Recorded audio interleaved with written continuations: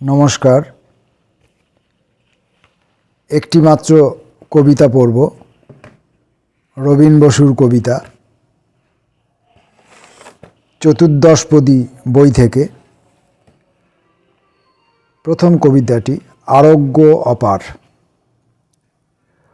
অমিত ঐশ্বর্য জাগে জাগে প্রাণ অনির্বাণ জাগে, তবুও মৃত্যুর ক্ষত কবরের পাশে শুয়ে থাকে। জেগে ওঠে নীলভয় আবর্তিত সময়ের ডানা, স্মৃতি শুধু খই ফোটে তপ্ত বালু পুড়ে হয় খাক। সময়ের অন্নপূর্ণা তোমার পায়ের চিহ্ন থাক। যে স্পর্শে বেদনা আসে তাকে ধরো অঞ্চলের খুঁটে, বৈভব স্থিমিত প্রায় দুঃখ নিয়ে মরো মাথা কুটে। যন্ত্রণায় ঠোঁট চায় ওই দেখো জলের উৎসার, তুমি চাও ভিন্ন মুখ আকাঙ্ক্ষিত আরোগ্য অপার।